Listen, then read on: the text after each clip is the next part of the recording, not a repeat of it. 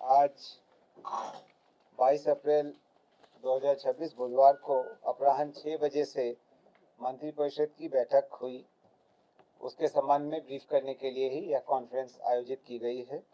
आज कुल 22 एजेंडा पर विचार हुआ। एक एक करके मैं बता दे रहा हूँ।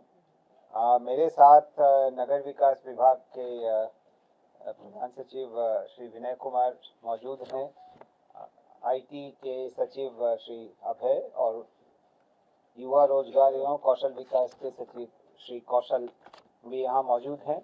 उनसे संबंधित जो एजेंडा था उसके बारे में विस्तार से आपको वो जानकारी देंगे। मैं पहले एक बार संक्षेप में आपको जितने भी आज निर्णय लिए गए उनके संबंध में बता देता हूँ। पहला आज का एजेंडा था मद्य निषेध उत्पाद एवं निबंधन विभाग का बिहार निबंधन नियमावली 2026 तथा 80 वर्ष एवं उससे अधिक आयु के वरिष्ठ नागरिकों को निबंधन की विशेष सुविधाओं की स्वीकृति के संबंध में। इसमें कई प्रावधान किए गए हैं, जहां पर कि ऐसे लोगों के घर में जाकर के एक वाहन से वहीं पर उनका बायोमेट्रिक इत्यादि दिया जाएगा और वहीं जाकर के निबंधन कराने की स्वीकृति दी जाएगी। तो ये एक बहुत महत्वपूर्ण इसमें प्रावधान किया गया है। पर्यटन विभाग का अगला एजेंडा था, जिसमें मुंगेर जिला अंतर्गत तारापुर में सांस्कृतिक, धार्मिक एवं पर्यटकीय सुविधाएं विकसित करने हेतु 15 एकड़ 1 डिसमिल भूमि पर्यटन विभाग को निःशुल्क हस्तांतरण की स्वीकृति दी गई। आगे चलकर इस भूमि को ईशा फाउंडेशन को दिया जाएगा, जो वहां पर पर्यटकीय सुविधाएं उपलब्ध कराएंगी। यह भी कांवरिया मार्ग पर यह भूमि अवस्थित है, उसके पास है। पर्यटन विभाग का ही अगला एजेंडा था, सारण जिला अंतर्गत सोनपुर में बाबा हरिहरनाथ मंदिर परिक्षेत्र का काशी विश्वनाथ कॉरिडोर वाराणसी के तर्ज पर समग्र विकास एवं भू अर्जन किए जाने के संबंध में यह निर्णय था। इस पर 680 करोड़ रुपए की लागत अनुमानित है, जिसकी प्रशासनिक स्वीकृति दी गई। युवा रोजगार एवं कौशल विकास विभाग का अगला एजेंडा था, जिसमें पीएम सेतु हेतु निर्गत दिशा निर्देश अंगीकृत करते हुए 75 आईटीआई को अत्याधुनिक कौशल प्रशिक्षण संस्थानों के रूप में विकसित किए जाने के लिए 3,615 करोड़ रुपए और राज्यांश 1,192.95 करोड़ रुपए की योजना लागू करने की स्वीकृति दी गई। इसके तहत इसके बारे में विस्तार से थोड़ी देर बाद आपको कौशल बताएंगे। नगर विकास एवं आवास विभाग का अगला एजेंडा था, राज्य में सुनियोजित शहरी विकास को प्रोत्साहित करने के लिए चयनित 11 ग्रीनफील्ड सैटेलाइट टाउनशिप के विकास के लिए विशेष क्षेत्र तथा कोर क्षेत्र, उनके नामकरण तथा उन क्षेत्रों में भूमि के क्रय विक्रय एवं हस्तांतरण के साथ भूमि के विकास एवं भवनों के निर्माण पर रोक लगाने की स्वीकृति के संबंध में ये 11 सैटेलाइट टाउनशिप डेवलप करने का प्लान है। आपको याद होगा कि 7 निश्चय 3 में इसके संबंध में जिक्र किया गया था। इसके बारे में भी विस्तार से आपको प्रधान सचिव नगर विकास एवं आवास बताएंगे। सूचना प्रौद्योगिकी विभाग का अगला एजेंडा था, जिसमें आईआईटी पटना रिसर्च पार्क की स्थापना हेतु राज्य सरकार की ओर से आईआईटी पटना को 305 करोड़ रुपए की सहायक अनुदान की स्वीकृति दी गई। इसके बारे में विस्तार से आपको सेक्रेटरी आईटी बताएंगे। इंक्यूबेशन सेंटर आईआईटी पटना के फेज 2 के क्रियान्वयन के लिए 39 करोड़ 1 लाख रुपए की प्रशासनिक स्वीकृति दी गई। यह भी आईआईटी पटना को दी गई है।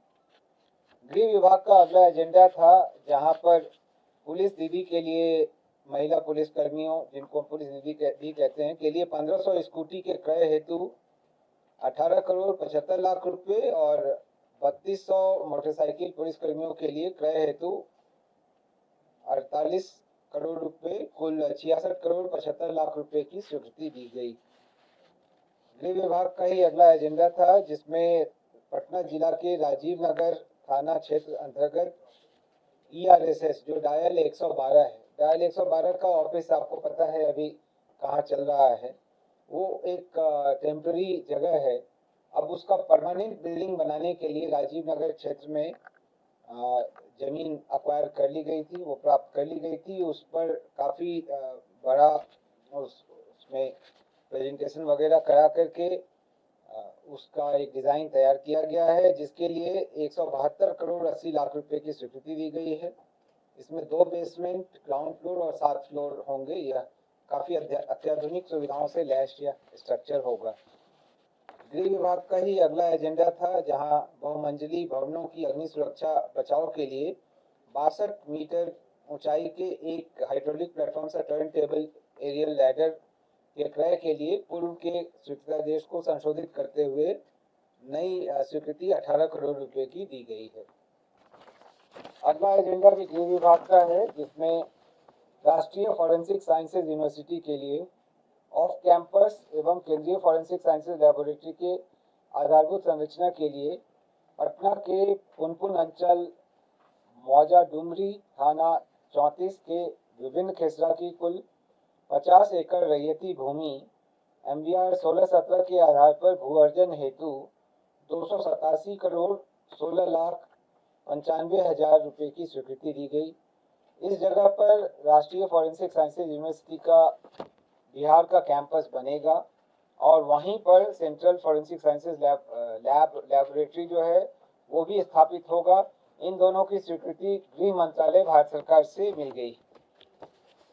कृषि विभाग का अगला एजेंडा था, जिसमें नए राजकीय बीज गुणन प्रक्षेत्रों के स्थापना के लिए कृषि विभाग को शहरी बीज गुणन इकाइयों में उपलब्ध भूमि की दोगुना भूमि ग्रामीण क्षेत्र में उपलब्ध कराए जाने तथा शहरी बीज गुणन प्रक्षेत्रों की वर्णित भूमि को अन्य विभागों को विकासोन्मुख योजनाओं के प्रयोजनार्थ IDA के माध्यम से निःशुल्क उपलब्ध कराए जाने से संबंधित नीति निर्धारण की स्वीकृति दी गई। आपदा प्रबंधन विभाग का अगला एजेंडा था, जिसमें सामूहिक सड़क दुर्घटना को राज्य की विशेष स्थानीय प्रकृति की आपदा के अंतर्गत शामिल करने एवं सामूहिक सड़क दुर्घटना में मृत व्यक्ति के परिजन व गंभीर रूप से घायल व्यक्ति को राज्य आपदा रिस्पांस फंड द्वारा निर्धारित प्रक्रिया एवं मानदंड के अनुरूप अनुग्रह अनुदान के भुगतान करने की स्वीकृति दी गई।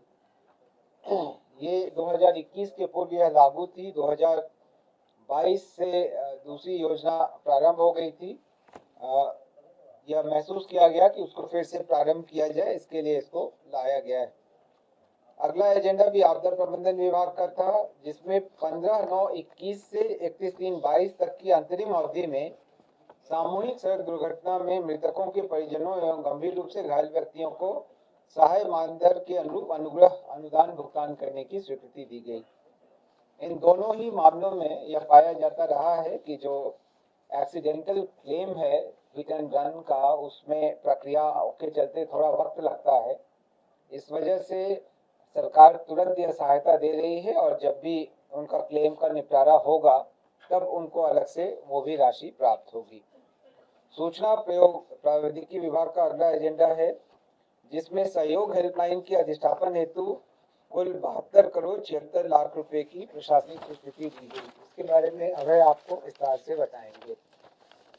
सिविल विमानन विभाग का अगला एजेंडा था, जिसमें सोनपुर तथा अजगैबीनाथ धाम ग्रीनफील्ड हवाई अड्डा के विकास के लिए DPR तैयार करने के लिए मेसर्स राइट्स लिमिटेड को कार्य आवंटित किए जाने और इस हेतु परामर्शी शुल्क के रूप में 5 करोड़ 6 लाख 22 हजार रुपए दिए जाने की प्रशासनिक स्वीकृति दी गई।